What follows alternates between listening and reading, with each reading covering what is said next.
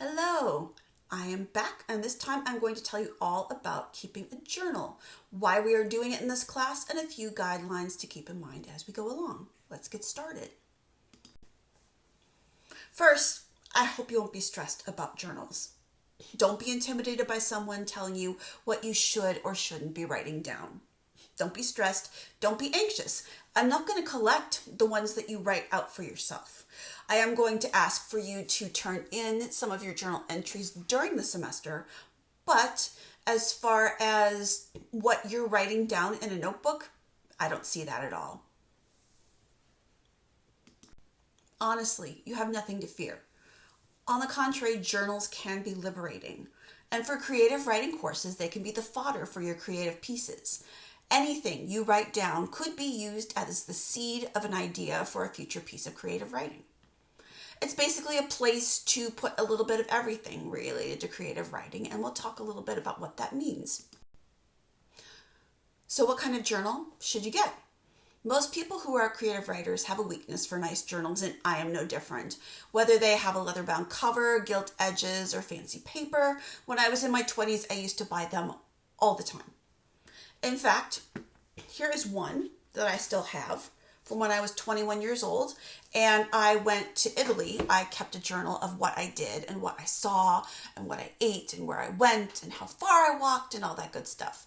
But really, any old type of notebook will do. Some people just use those composition notebooks you can get at Walmart for $1, two for $1. But as I said before in the introduction to this course, I want to encourage you to handwrite in your journal if at all possible.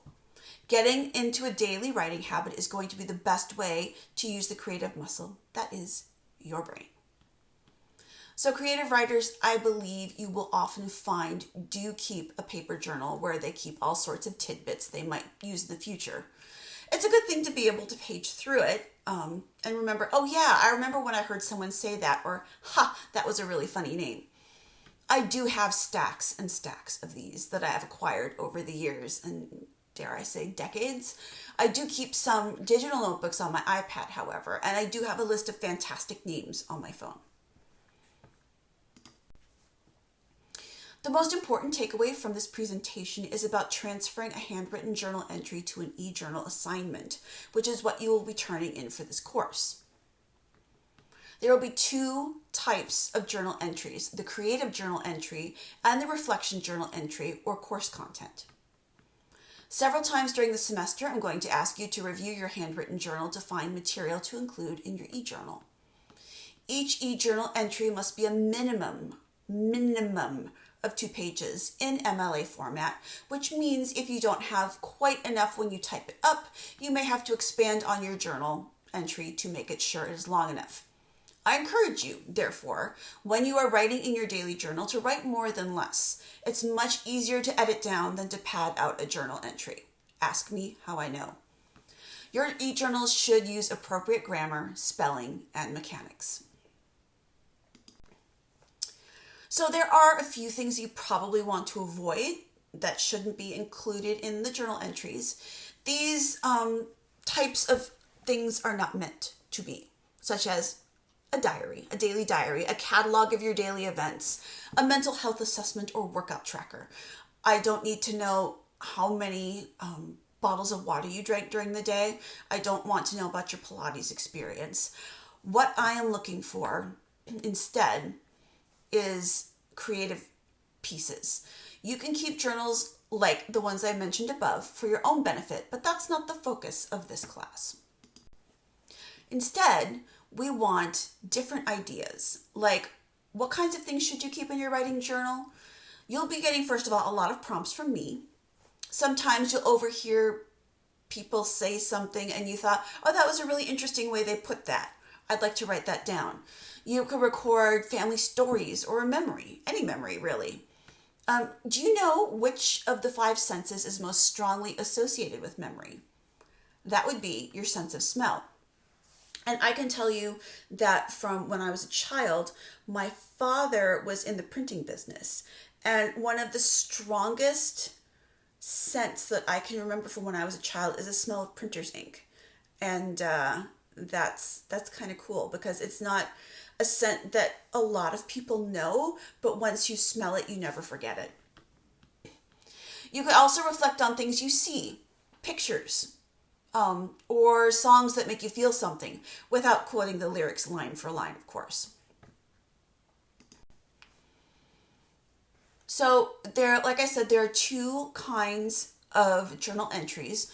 One are creative entries, and those are things that we've gone over already. Things like snippets of dialogue, funny thoughts, wordplay, plot ideas, funny or interesting names, character sketches, starts of stories or poems or plays or essays. Any of these things are appropriate for a creative writing journal. There is a sample entry in the module that has been properly formatted so you can see the kind of thing that I am looking for. The other type of journal entry is the reflections or the course content. This could be a thoughtful consideration of what we have discussed in class. It could be a reflection on a reading assignment.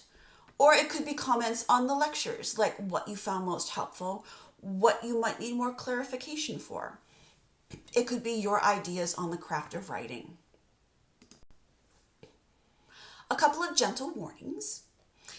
Be careful with the use of borrowed lines, including song lyrics. You always want to give credit where credit is due, so if you use it, make sure you attribute it to the source. And again, the use of ChatGPT or other AI text generators is prohibited. The reason why we do this is because ChatGPT produces a very flat, boring, dull sense of writing, and I want you to use your brain and your heart and all of the things that make writing exciting. I don't want to be bored with something that you have turned in. And promise me, I promise you that I won't be if you actually do use your brain and your heart. If you don't understand about the way things work or have more questions about journals, please reach out and let me know. I am always here to help. So, I hope you like keeping a journal. At least once a semester, a student will tell me that they didn't think they would like writing in a journal, but now they have started and they don't want to stop. Your ideas do matter. Make sure to write them down. Thanks for listening. I'll see you back here next time.